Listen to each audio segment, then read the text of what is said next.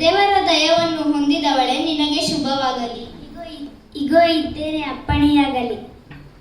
ನಿನ್ನ ಮೇಲೆ ದೇವರ ದೂತ ಬರುವುದು. ಇಗೋ, ನೀನು ಗರ್ಭಿಣಿಯಾಗಿ ಒಬ್ಬ ಮಗನನ್ನು ಹೆರುವೆ. ಅದು ಹೇಗಾದೀತು? ನಾನು ಪುರುಷನನ್ನು ಅರಿತವಳಲ್ಲ. ಹೆದರಬೇಡ, ನಿನ್ನ ಗರ್ಭವು ದೇವರ ಆಶೀರ್ವಾದದಿಂದ ಆದದ್ದು.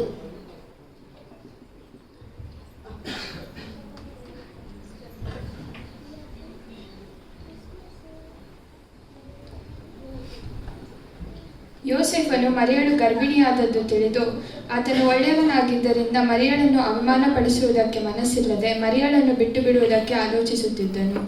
ಆ ರಾತ್ರಿಯಲ್ಲಿ ದೇವದೂತನು ಅವನ ಕನಸಿನಲ್ಲಿ, ಯೋಸೇಫನೇ, ನೀನು ಮರಿಯಳನ್ನು ಮದುವೆಯಾಗಲು ಅಂಜಬೇಡ. ಅವಳ ಗರ್ಭವು ದೇವರ ದಯೆಯಿಂದ ಆದದ್ದು. ಅವಳ ಗರ್ಭವು ದೇವರ ಆಶೀರ್ವಾದದಿಂದ ಆದದ್ದು.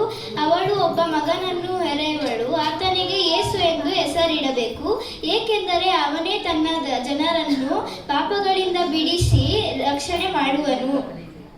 ಆಗ ಯೋಸೇಫನು ನಿದ್ದೆಯಿಂದ ಎದ್ದು ಮರಿಯಳನ್ನು ಮದುವೆಯಾಗಲು ತೀರ್ಮಾನಿಸಿದನು.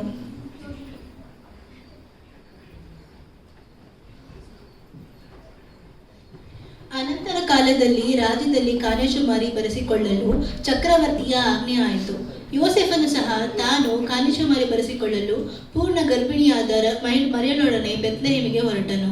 ಆ ಪಟ್ಟಣದಲ್ಲಿ ಜನಸಂದಣಿ ಹೆಚ್ಚದ್ದರಿಂದ ಆ ದಂಪತಿಗಳಿಗೆ ರಾತ್ರಿಯನ್ನು ಕಳೆಯಲು ಒಂದು ಸ್ಥಳ ಸಿಗಲಿಲ್ಲ. ಅಲ್ಲಿದ್ದ ಮೇಲ್ವಿಚಾರಕರೊಬ್ಬರಿಂದ ಒಂದು ಗೋದಲಿಯಲ್ಲಿ ಸ್ಥಳ ದೊರಕಿತು.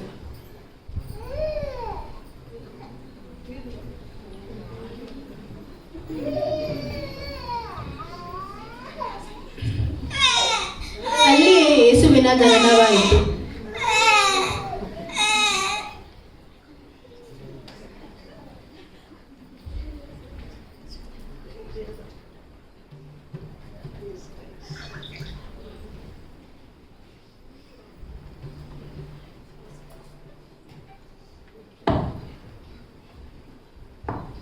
ಯೇಸು ಹುಟ್ಟಿದಾಗ ಮೂಡಣದ ಜೋಯಿಸರು ಯೆರೂಸಲೇಮಿಗೆ ಬಂದು ಅರಸನಾದ ಹೆರೋದನನ್ನು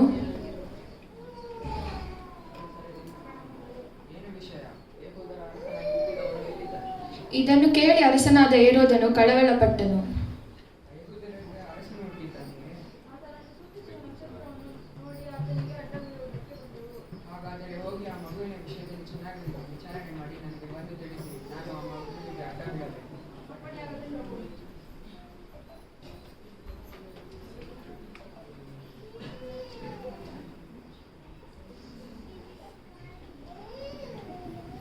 ಬೆತ್ಲೆಹೇಮಿನಲ್ಲಿ ಕುರುಬರು ತಮ್ಮ ಕುರಿ ಹಿಂಡನ್ನು ಕಾಯುತ್ತಿರುವಾಗ ಅವರಿಗೆ ದರ್ಶನ ಕೊಟ್ಟು ಸಂದೇಶವನ್ನು ನೀಡಿದನು.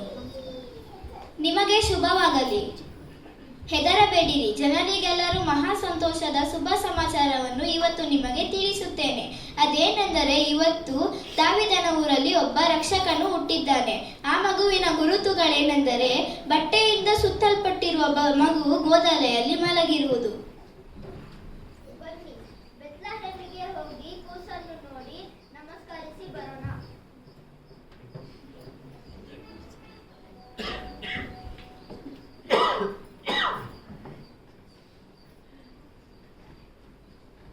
ಹೀಗೆ ಯೇಸುವಿನ ಜನನವಾಯಿತು.